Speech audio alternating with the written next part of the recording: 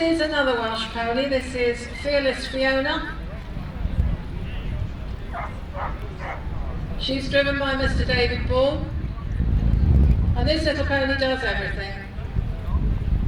She's done shows and done very well in them. She does dressage. She does cones where you see them charging round very fast. And she does horse driving trials. That's what she does mostly now, is the horse driving trials. And then they have to combine dressage and cones and a cross-country course where they have to go through obstacles. And I think she's thoroughly enjoying it. The vehicle is Irish made. It's a spindleback gig. It's called a spindleback because of the shape of the little railings around the back of the seat. Now, we'll talk a bit about the whip because this is the bit that worries most people. No, we don't beat the horse with it. For a start, most of the whips are far too expensive to break on a horse, and you don't want to upset your horse anyway. It's there as an indication to the horse of what you want it to do. When you ride a horse, you've got physical contact with it. You've got your heels and your hands and your seat bones and your voice. With a driven horse, you've only got the reins, the whip, and your voice. So you give it a little tap in one place to go on, and another place to move over. Now, if you want to turn right, you stick your arm out right, which is fairly obvious. But what are you going to do when you go left? You can't stick your arm out left, because if you've got a passenger in there, you're going to push him out. So you push it across your head and point it left. This lets people behind you know what you're going to do. And in a minute, when she comes up in front of the box, you'll see the sign for halt. There's a nice little brass handle on the back of this vehicle which opens up a boot, and you can put a decent sized picnic in there, something for the pony, a few spares. And then the whip goes straight up for halt. This lets anyone behind you know where you're going to go. Because the brass on this vehicle is going to knock your eyes out. This is John Boy Weiss driving a 5-year-old hackney pony who's also called John Boy. I don't know what happens when mother calls for dinner, whether the pony goes, the boy goes, or both of them go. Little pony's only 5 years old, and it's only its 5th show.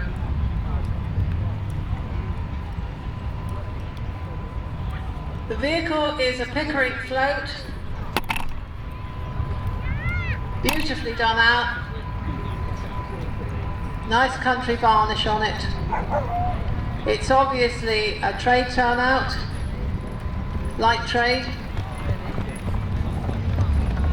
And this would have been your advertising.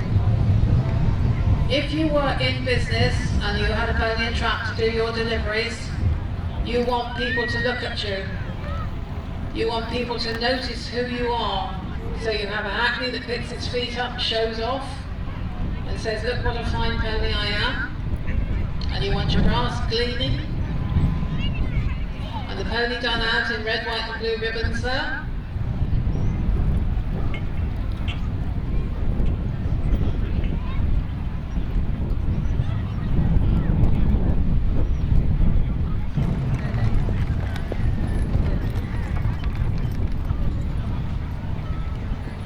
They are often described as the Rolls Royce of the horse world.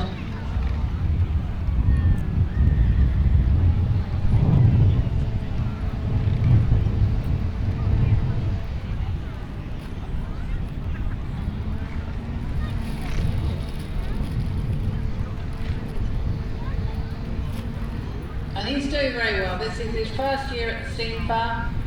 He's taking it all in his stride. It's not somewhere you can practice to get used to. You come up here and either your animal copes with it or it doesn't.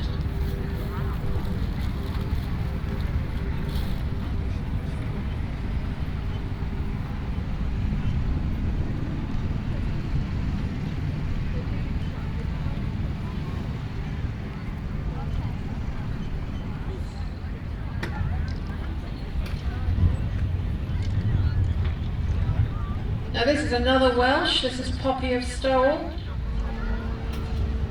Poppy is pulling a Victoria. Oh, got a passenger today, Stacey.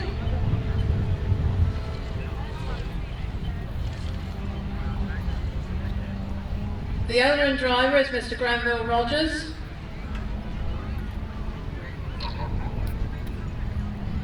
Ably assisted by Pauline Cook up there, I'm told Cook with an E, so she's cooking, yeah.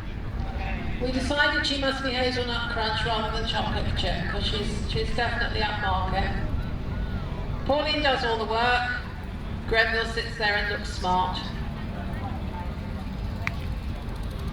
The vehicle is a square Victoria. It was built about 1896 and bought by Mr. Rogers in 1980, and he completely restored it himself.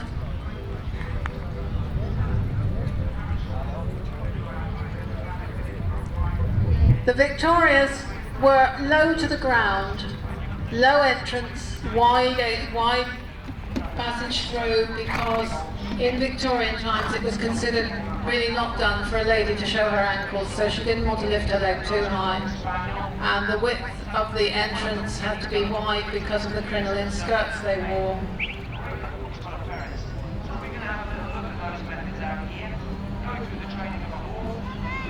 This turnout goes everywhere. It's most regular probably at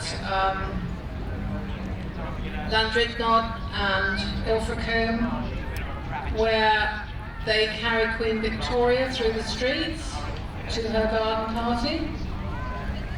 And at Ilfracombe they also take the mayor and mayoress to their garden party.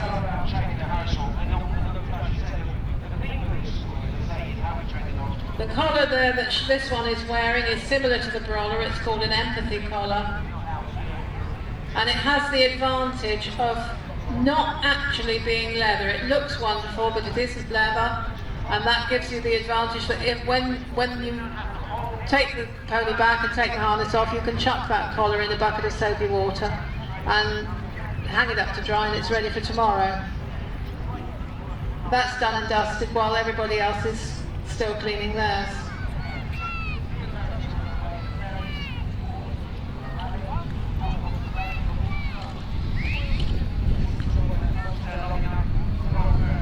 And last but not least, we've got Merv Fowler driving my friend Toffee down there. His posh name is Fallen Hello Charlie. He's a Welsh Section A again. The vehicle is a modern gig, but again built on traditional lines. And if you look at the back of that vehicle as it comes around, you'll see there's what looks like a little starting handle.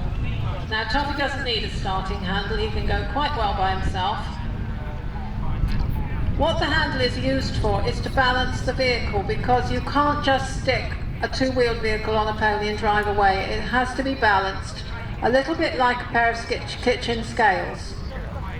So if you have two people sitting in that vehicle and it's properly balanced, you can pick up the shafts, place the shaft, each shaft on the tip of your index finger and hold it there at waist height without feeling any weight.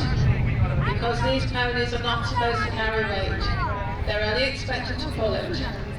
Those shafts should just float gently in the tugs. That's the little circle of lever you put them through.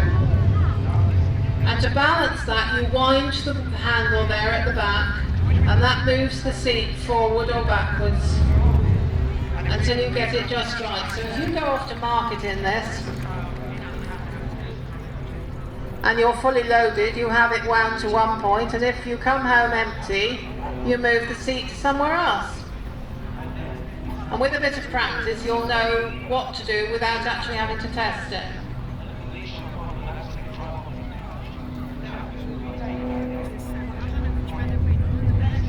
These little ponies are capable of, very strong and capable of quite a lot of work. I used to drive a little 41-inch Shetland pony, and that would take two adults behind big 15-hand horses all day, provided she was fit. She would keep up quite well. Years ago, when they used horses on the land all the time, you've seen the heavies out there working, and they would be for the big fields in the heavy soil. But up where I lived, they had a lot of little smallholders on sandy land. And they didn't need a big heavy horse. They couldn't afford to keep a big heavy horse. They eat a lot. So they'd have a little pony, not much bigger than this one. And they'd use it to drive to market, take their wares, come home, have a bite to eat, put it in the shafts, hook the plough on, and away they'd go, ploughing to probably until dark. As long as it's fit and properly fed, pony can manage.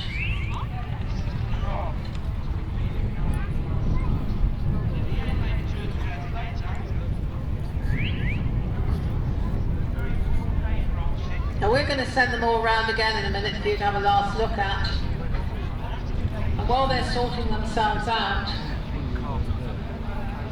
I'll just remind you that the next thing in the ring here is John Parker with the Royal Mail coach. Now that is well worth seeing. If you haven't seen it before, you've just got his vehicles clean this week. It's very difficult in the dust, easier than it was last year in the mud.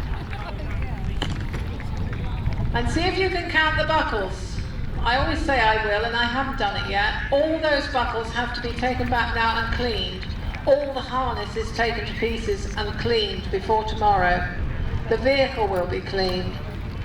You have to clean the harness every time you use it because you get little lumps of grease stick on the bottom of it. If you leave it there, it rubs a hole in your horse, and they don't like that.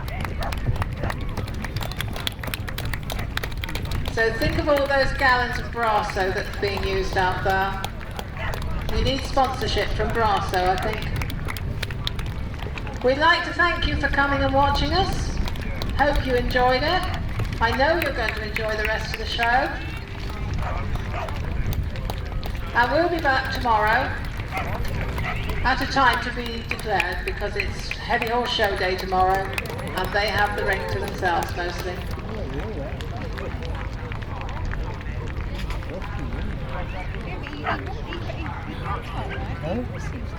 Oh,